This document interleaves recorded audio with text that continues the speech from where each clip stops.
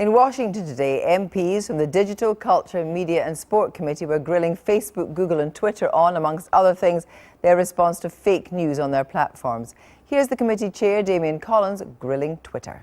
What we're talking about is lies. Someone who's deciding to spread lies about someone else. They're not harassing them, they're not intimidating, they're not inciting violence against them, they're just spreading lies. And they're using the anonymity of Twitter to do that. There's basically nothing you will do about it as a company. If I could, the anonymity in our platform is not it's not a shield against breaking our terms of service. Telling lies on Twitter isn't a breach of the community guidelines and wouldn't require action to be taken against the account. That's what you're saying, isn't it? If that's the only ground, yeah. So take context into it. We do not have rules based on truth. Yeah. Okay. So is fake news such a big deal that it's necessary for UK politicians to head to Washington for, or is the DCMS committee getting a bit overexcited about a term that's had its day? With me in the studio is the right-wing campaigner and best-selling author Coulter, one of the very few people Donald Trump actually follows on Twitter. And joining from LA is the writer Laurie Penny. Good evening to you both. First of all, Coulter, does fake news damage society? Yes, that's why Donald Trump keeps attacking it. I mean, we live in democracies. People have to be informed. And for people at allegedly serious networks to be putting out lies about it. I mean, we went through, this happened long before Trump, but all the fake rape cases. Ferguson ripped the country apart. The alleged, shooting of an unarmed black man. And once Trump came along, it's been through the roof. But if you're in a situation where you're in an election campaign and a website which gets hits from nearly 800,000 people says that members of Hillary Clinton's campaign were involved in a satanic cult, that matters, doesn't it? Or does it not? Should the tech giants be actually filtering this stuff? No, the internet is the only place people can get the truth. Maybe not from the website you just cited, but 800,000 viewers. Hillary spent $1 billion. This idea that, bots putting likes on Facebook swung the election is so insane. That's fake news. So listen, you believe that things like CNN, ABC, NBC actually don't double source stories and put out fake news? It's worse than that. They are intentionally putting out fake news. The claim that Donald Trump admitted to groping a woman's, blank is a lie. He says on the tape, and they edit the tape to lie about it. Laurie they Penny, let you do it. You could win that as a summary judgment case in court, and they edit that part out of the quote. Laurie Penny, is it damaging to have not only fake news, but actually the idea that it doesn't necessarily matter? Laurie Penny.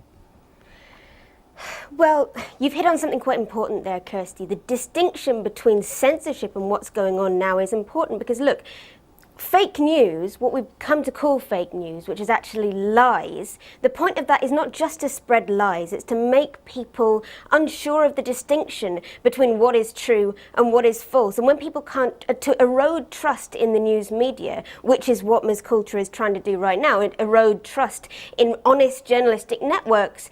And look, when people cannot trust their media, they would often prefer to believe convenient lies to hard truths. But there are still people out there who believe in the power of honest journalism, who believe in the power of in real democracy, which involves people being really informed. And there are people out there who believe that people in power shouldn't just be allowed to dictate what is true and what is false. And some of those people, Ms. Coulter, are sitting around you in the studio right now. There are people who are working in the BBC studio, and some of those people are watching at home, people who believe that there is a distinction between truth and falsehood, and that distinction matters. I would encourage you, well, let me visit Coulter. You're in a situation where if you're saying that the mainstream news networks regularly pile out fake news, aren't you just aiding the despots who say, it's all about fake news from CNN, even the BBC, so therefore we won't believe it?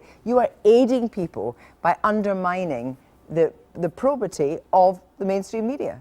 No, I'm actually citing lies that have been put out. Doesn't mean you don't believe everything, although that's where I think people would be erring. I mean, I do agree with your guest that the issue is censorship. Who's deciding? I've just listed, including some categories of lies, 20 lies that have been and continue to be put out by the media. The claim that Donald Trump mocked a disabled man. Not only was that a lie, but the Washington Post knew it was a lie on because tape. the video proving that was a lie, they took down from their webpage. And your only lie is some website said Hillary's part of a satanic cult. Okay, how about she defended a rapist, her husband? No, hang on, but hang on. It does matter if a lie is told. So, but Of this course it satanic cult, does. it really Kirsty, matters. may I come in It here? matters Yes, if a Laurie lie Penny. is told about Donald Trump. Are you Laurie finished? Penny. Satanic cult Are you doesn't finished? strike me as Laurie much of Penny. a Ms. lie. Coulter, are you finished? Laurie Penny. Are you finished?